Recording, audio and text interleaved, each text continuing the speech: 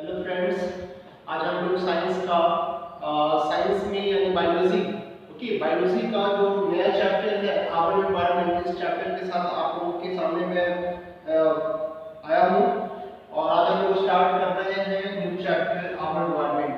Okay friends, so first of all what is environment? Environment है क्या? Actually environment is a sum total of all living creatures as well as non-living things in the nature and that affects the individual survival and development। यानी environment आप कहेंगे सारी living creatures यानी living things and non-living things को एक साथ जो nature में वो available होते हैं, और ये जो non-living things हैं, ठीक है, और लिविंग थिंग्स जो है वो एक दूसरे की सर्वाइवल को प्रभावित कर सकते हैं और उनके डेवलपमेंट को भी अफेक्ट कर सकते हैं। ठीक है, यानी याद रखना it means the environment is the total of all living and non living things in the nature that affects the individual survival and development. Okay friends, next जानना है what is ecosystem? What is ecosystem? So ecosystem है क्या? So ecosystem is the interacting organism, यानी जो किसी particular area में जो organism survive कर रहे हैं और वो लिविंग क्रिएचर्स, वो ऑर्गेनिज्म नॉन लिविंग थिंग्स के साथ इंटरेक्ट होते हैं। ओके, एनवायरनमेंट में जो नॉन लिविंग थिंग्स है उनके साथ उनका इंटरेक्शन होता है और उस इंटरेक्शन के साथ वो फॉर्म कर रहे होते हैं, किस चीज को? इकोसिस्टम का फॉर्मेशन कर रहे होते हैं। It means ecosystem is defined as all the interacting organisms in an area together with the non living components of the environment forms an ecosystem. Okay friends, ये इकोसिस्टम हो गया। इकोसिस्टम को फिर से डिफाइन कर ले, all the interacting organisms in an area together with the non living components of the environment forms an ecosystem.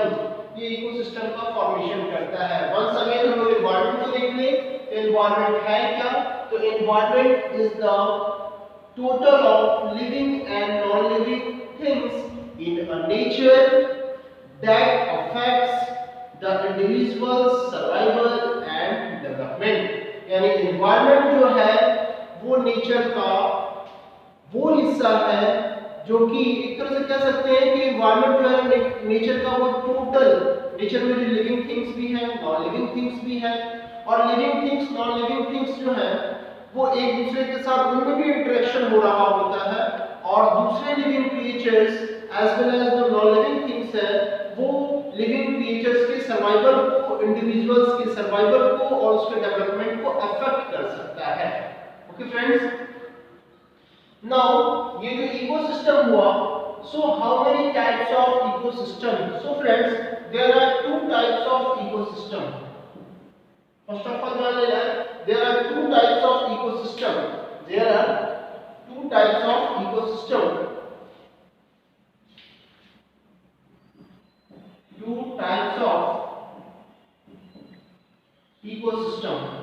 ecosystem first हम लोग कह सकते हैं natural ecosystem. Natural ecosystem and its example is forest. Its example is forest. Its example is friends, और इसका क्या example होने जा रहा है? फॉरेस्ट होने जा रहा है, और इसका एग्जांपल होने जा रहा है ponds, lakes, etc। all are the examples of natural ecosystem। यानी ये जो भी चीजें हैं, फॉरेस्ट हो गया, पॉन्ड्स हो गए, लेक्स हो गए, all are the natural ecosystem। अच्छा, एक बात और है फ्रेंड, इकोसिस्टम में हमने दो कंपोनेंट्स की बात की है। एक जो ऑर्गेनिज्म हो गया वो तो लिविंग कंपोनेंट्स हो गए, नो डाउट, लिविंग कंपोनेंट्स यानी बायोटिक कंपोनेंट्स, एंड जो नॉन लिविंग थिंग्स की बात हमने किया इकोसिस्टम में यानी वो abiotic components. So it means हम लोग कह सकते हैं कि ecosystem is equal to biotic and abiotic components, है ना।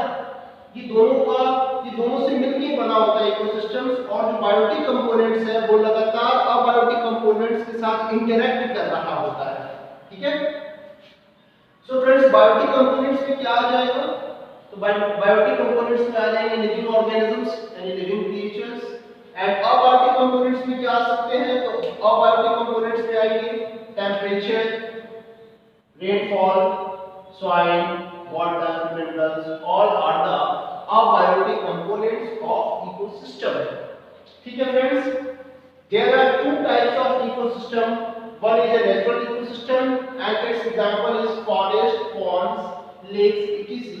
And second is man-made ecosystem or artificial ecosystem. Man-made ecosystem, okay, और artificial ecosystem, इसका एग्जांपल क्या होगा, तो इसका एग्जांपल होगा गार्डन, क्रॉप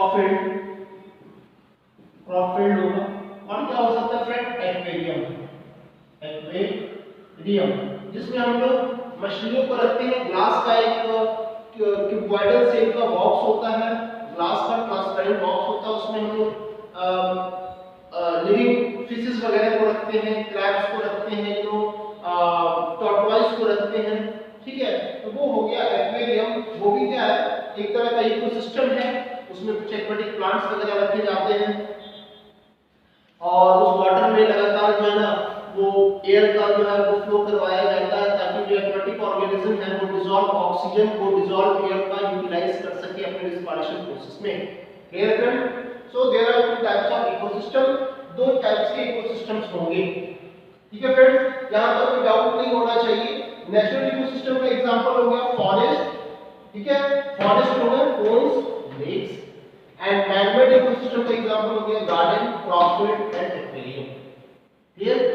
नाउ अब हम लोग को डिस्कस ये करना है living creatures. Living creatures means organisms.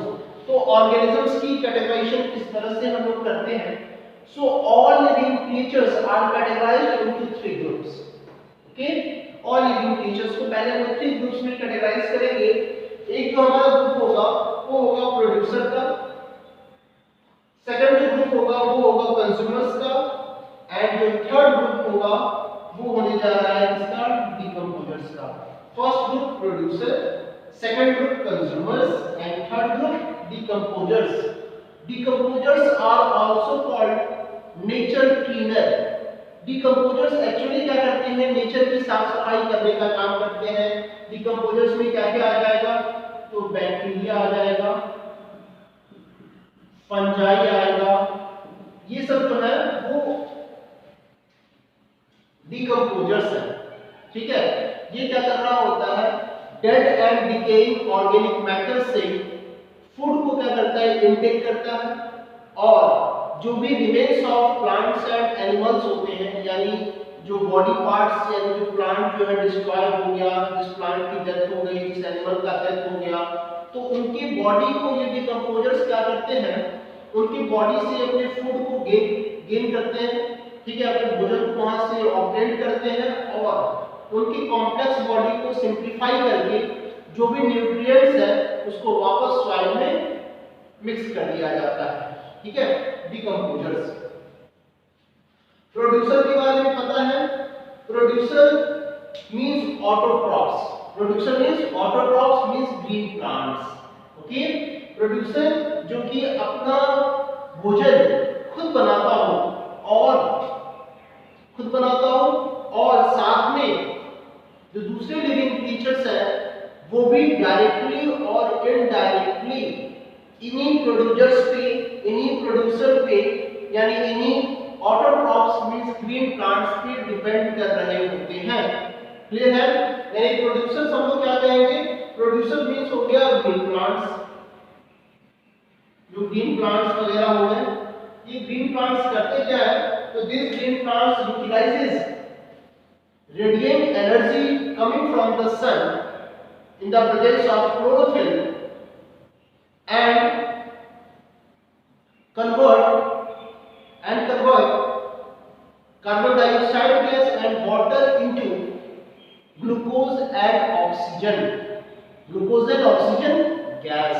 यानी प्रोड्यूसर क्या कर रहे होते हैं, तो जो सन के पास, सन से हम लोगों को जो सनलाइट मिल रहा होता है रेडिएंट एनर्जी के फॉर्म में, उस रेडिएंट एनर्जी को प्लांट के पास एक तरह का ग्रीन पिगमेंट होता है and that green pigment is called chlorophyll.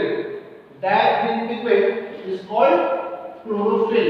ये ग्रीन पिगमेंट प्रेजेंट होता है प्लांट्स के पास, जिसको कि हम लोग क्या कहते हैं, क्लोरोफिल कहते हैं।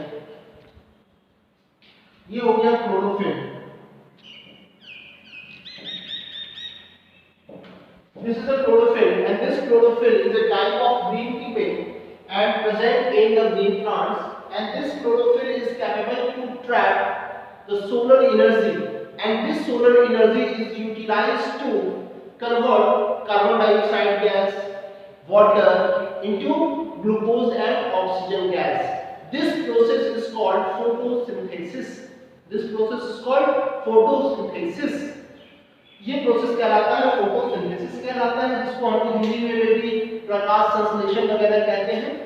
ठीक है, नेक्स्ट जो हमारा क्लास आएगा वो आएगा लिविंग क्रिएचर्स में कंज्यूमर्स का। Consumers means that living creatures which are directly और इनडायरेक्टली डिपेंड्स ऑन प्रोड्यूसर, जो कि डायरेक्टली और इनडायरेक्टली प्रोड्यूसर पे ही डिपेंड करेगा।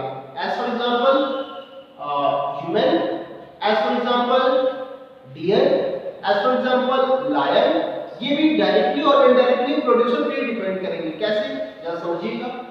देखिए फ्रेंड, कंज्यूमर्स की फिर 3 कैटेगरी बनाई गई। एक जो हो गया वो हो गया herbivores. Herbivores means such consumers or such living creatures which intake their food, okay, from producer, from green plants। Herbivores जो कि अपनी फूड को ग्रीन प्लांट से ऑब्टेन करता हो, such organisms or living creatures are called herbivores। Carnivores किन्हें कहेंगे, तो कार्निवोर्स भी कंज्यूमर्स हो गए, हार्बीवोर्स भी कंज्यूमर्स हो गए। तो herbivores is called primary consumers. Okay, carnivores में अब आ जाएगा, तो ये कार्निवोर्स जो है इनको आप कह सकते हैं कि एक तरह से सेकेंडरी कंज्यूमर्स कह सकते हैं।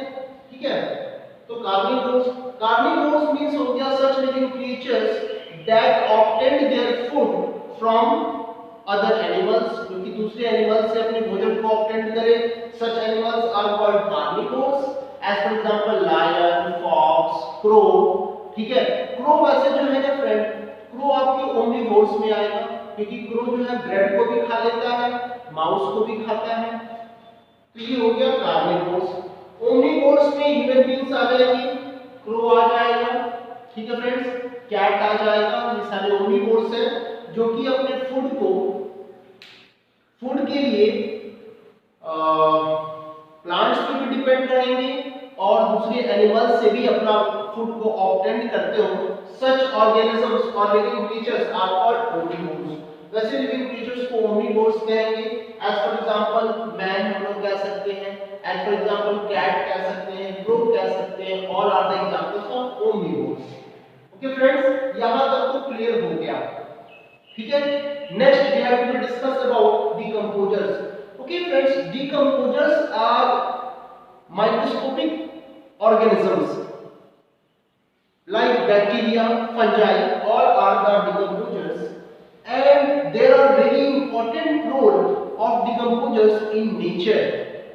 Okay, these decomposers actually function as a nature cleaner, because यदि सपोज करें फ्रेंड किसी भी तरह की प्लांट है, एनिमल्स है, वो उनका एक लाइफ स्पैन होता है। अपने को लाइफ स्पैन कंप्लीट करने के बाद जब वो उनकी डेथ हो जाएगी, जब वो इनएक्टिव हो जाएंगे, तो उस समय उनका बॉडी तो यूं ही पड़ा रहेगा यदि डिकम्पोजर्स ना होते नेचर में। तो इस कारण से नेचर जो है वो डिकम्पोजर्स को भी डेवलप कर रहा है। डिकम्पोजर्स क्या कर रहे होते हैं, जो डेड प्लांट्स हैं, जो डेड एनिमल्स हैं, उनकी बॉडी को डिकम्पोज करता है, केमिकल वगैरह का सिक्रीशन करके डिकम्पोज करता है। डिकम्पोज करने के बाद उससे अपने फूड को ऑब्टेन किया और जो बाकी चीजें हैं, ठीक है, जो बाकी मिनरल्स हैं उसको क्या कर देता है, सॉइल में मिक्स कर देता है, ठीक है। तो ये डिकम्पोजर्स का बहुत इंपॉर्टेंट रोल है हमारे एनवायरनमेंट में, और इसी इंपॉर्टेंट रोल की वजह से और इसके वर्क की वजह से decomposers are called nature cleaner, और इसको नेचर का फ्रेंड भी कहा जाता है, ठीक है, क्योंकि ये नेचर को प्योर करने का काम करता है, प्यूरिफाई करने का काम कर रहा होता है डिकम्पोजर्स। ओके फ्रेंड, नेक्स्ट हम लोगों का जो आगे का टॉपिक है, यहाँ तक मुझे लगता है कि किसी तरह कोई डाउट नहीं है। इधर हम लोग बात करें एनवायरनमेंट की, बात कर लें इकोसिस्टम की, बात कर लें। इकोसिस्टम में जो टू कंपोनेंट्स होते हैं, बायोटिक एंड अबायोटिक कंपोनेंट्स, मैं सबों का एग्जांपल के साथ इसको क्लियर कर दिया हूं, ठीक है। फिर इकोसिस्टम्स कितने टाइप्स के होते हैं, तो there are two types of ecosystems, उसको भी मैंने विद एग्जांपल क्लियर कर दिया है। फिर हम लोगों ने लिविंग ऑर्गेनिजम्स की कैटेगराइजेशन शुरू कर दी, इसके बारे में भी हम लोगों ने डिस्कशन कर लिया। नेक्स्ट फ्रेंड्स, हम लोग देखते हैं कि इकोसिस्टम में जो है वो, जैसे हम लोग ऐसे डिस्कस करें कि यदि भाई ऐसा है, इकोसिस्टम में लिविंग क्रिएचर्स तो हैं ही, लिविंग ऑर्गेनिजम्स है, इकोसिस्टम में नॉन लिविंग थिंग्स भी है, और दोनों का लगातार इंटरेक्शन हो रहा होता है। फ्रेंड, हम लोग को ऐसा देखने को मिलता है कि जैसे ये ग्रास है, ग्रास, सो ग्रास का प्रोड्यूसर, एंड इस ग्रास को कौन खाने का काम करता है, इस ग्रास को खाने का काम करता है डियर, डियर इसको खाने का काम करता है। डियर को कौन खाता है, तो डियर को फ्रेंड मान लीजिए कि लायन खा लिया, लायन अपना फूड बना लिया, ठीक है।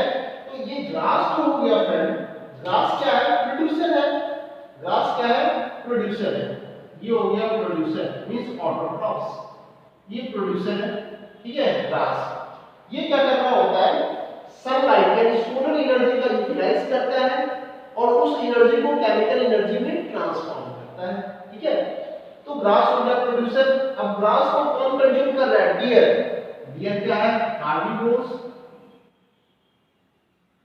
डियर क्या है, हार्बीवोर्स, मींस इसको कहेंगे हम लोग, डियर को कहेंगे, सॉरी डियर को कहेंगे हम लोग प्राइमरी कंज्यूमर। आखिर ये भी तो, डियर भी तो है, वो प्रोड्यूसर पे डिपेंड कर रहा है ना, तो डियर को कहेंगे प्राइमरी कंज्यूमर, प्राइमरी कंज्यूमर्स, ठीक है। इसके बाद फ्रेंड लायन है, तो लायन जो हो गया, ये क्या हो गया, ये हो गया सेकेंडरी कंज्यूमर, सेकेंडरी कंज्यूमर्स, ठीक है।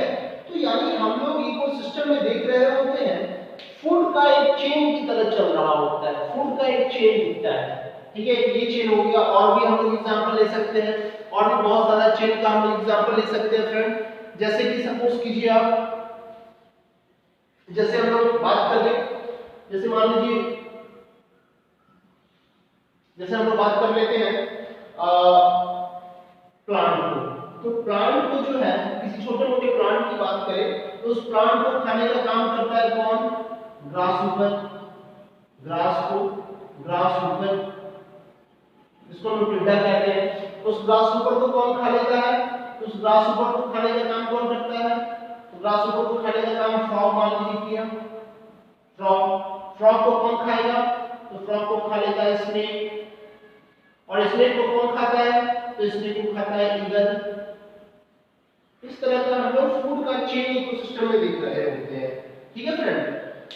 तो यहाँ पे प्लांट क्या हो गया, प्रोड्यूसर, ग्रासहॉपर क्या हो गया, प्राइमरी कंज्यूमर, फ्रॉग क्या हो गया, सेकेंडरी कंज्यूमर, स्नेक क्या हो गया, टर्शियरी कंज्यूमर, एंड ईगल क्या हो गया, टॉप कंज्यूमर, ठीक है।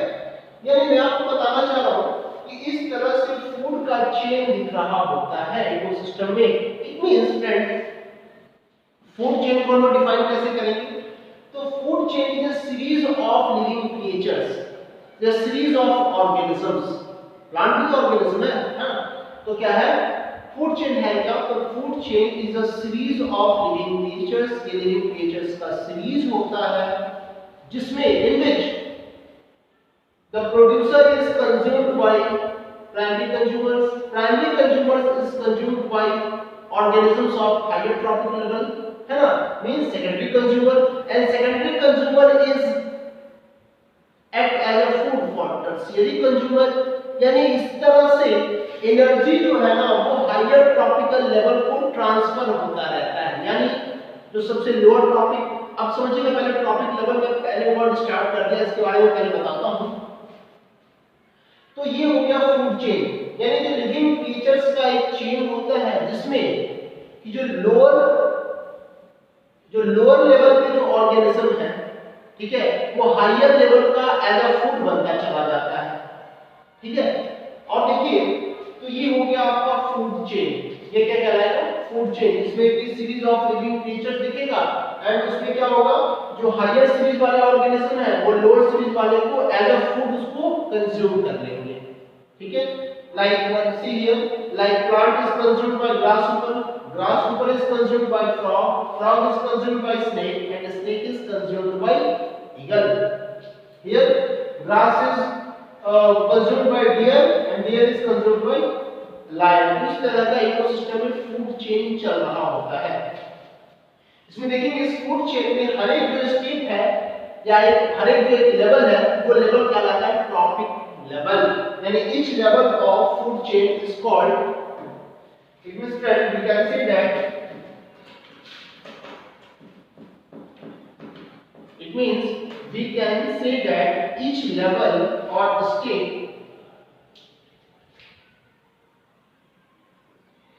each level or step, okay, in food chain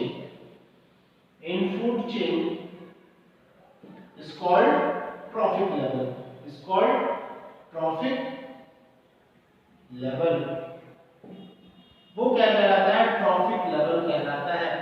जैसा कि फ्रेंड आप यहाँ पे देख सकते हैं मैंने ट्रॉफिक लेवल बनाया, जो सबसे लोअर ट्रॉफिक लेवल है वो किसका होता है, तो सबसे लोअर ट्रॉफिक लेवल पे आ गए प्रोड्यूसर, और इनसे ऊपर कौन आ गए, प्राइमरी कंज्यूमर्स, उनसे ऊपर सेकेंडरी कंज्यूमर्स, उनसे भी ऊपर टर्शियरी कंज्यूमर्स। तो जनरली किसी भी फूड चेन में 3 से 4, there are only 3 to 4 trophic level, there are only, ज्यादातर यही होता है कि किसी भी ट्रॉफिक लेवल में अधिक से अधिक 3 से 4, 4 से 5, बस यही लास्ट है, 3 से 4 ही क्या होते हैं, ट्रॉफिक लेवल होंगे। There are 3 or 4 trophic level in each food chain, ठीक है। 3 से 4 स्टेप से ज्यादा नहीं होंगे किसी भी फूड चेन में। क्यों? क्योंकि ऐसा है कि जो हायर लेवल पे जो ऑर्गेनिज्म है उनके लिए उतना एनर्जी बचता ही नहीं है, ठीक है। वो एनर्जी का वेस्टेज भी होता है, वो हम लोग 10% लॉ में उस चीज को देखेंगे। तो पहले इतनी बातों को समझिए। Each level or steps in a food chain is called trophic level, वो क्या कहलाता है, ट्रॉफिक लेवल कहलाता है, ठीक है फ्रेंड्स। अब देखिए यहाँ पे वो देख सकते हैं जो सबसे लोअर ट्रॉफिक लेवल है जो कि बहुत ज्यादा ब्रॉड होता है, ठीक है, क्योंकि इसके पास सबसे ज्यादा एनर्जी है, ठीक है, और इसके बाद धीरे धीरे ये एनर्जी बहुत वेस्ट होता रहता है और ग्रेजुअली हायर ट्रॉफिक लेवल में जो ऑर्गेनिज्म है उनके लिए एनर्जी बहुत कम बचता है, बहुत कम बचता है। इसके कारण से 4 ट्रॉफिक लेवल से ऊपर जाना, जैसे 1 2 3 4 5 वगैरह से ऊपर चला जाना, उसके बाद यदि कोई ऊपर में ऑर्गेनिज्म होंगे ना तो उनके लिए फिर बिल्कुल फूड अवेलेबल ही नहीं हो पाएगा, ठीक है। वो भी हम डिस्कस करेंगे कि कैसे अवेलेबल नहीं हो पाता है। तो इस ट्रॉफिक लेवल को हम लोग समझ लिए। अब देखिए कि ट्रॉफिक लेवल के साथ फ्लो ऑफ एनर्जी इकोसिस्टम में कैसे होता है, how energy is flowed in an ecosystem, how energy flow in ecosystem में एनर्जी का फ्लो कैसे होता है, ये हम लोग थोड़ा देखेंगे।